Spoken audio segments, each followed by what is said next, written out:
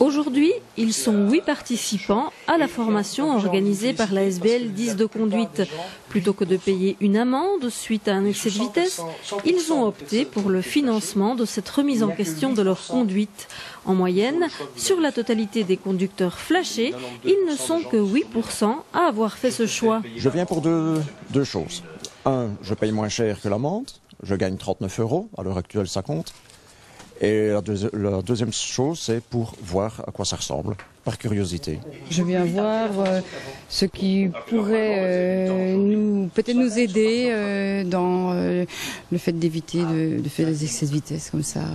Vous êtes une conductrice qu'on pourrait qualifier de prudente ? De prudente, mais certaines fois peut-être un peu nerveuse. Et c'est pour ça qu'à petite vitesse, j'ai beaucoup plus de mal et que je me fais prendre par les radars.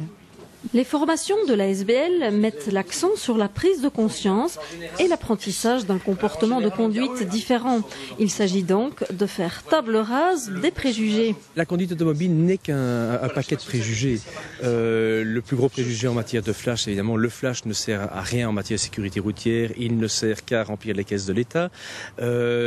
Franchement, je roulais à 70, c'est quand même il n'y a aucune différence par rapport à 50. Tout le monde veut plus de sécurité routière, à condition de ne pas devoir changer ses habitudes.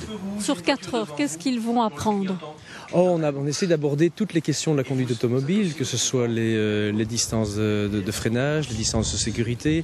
On aime bien aller les titiller un petit peu sur leurs incohérences. Et Dieu sait si le conducteur automobile est bourré d'incohérences.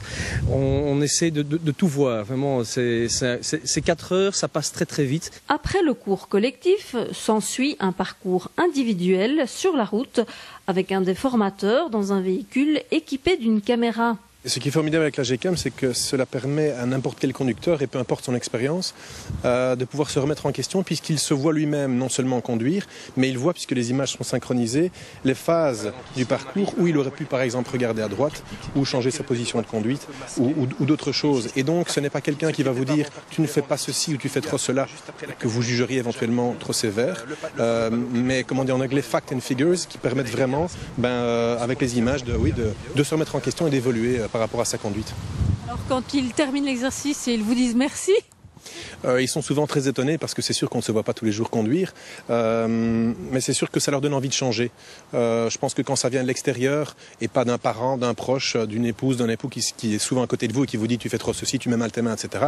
Là on a envie de se dire oui c'est son avis mais je ne vais pas évoluer. Tandis qu'ici nous sommes des professionnels, ceci est tout à fait objectif et oui c'est une remise en question qui est je dirais beaucoup plus volontaire. Quelqu'un nous a dit la semaine dernière en arrivant écoutez je roule vite depuis toujours, ça fait 50 ans que je roule vite, je ne pense pas que je vais changer ma façon de conduire.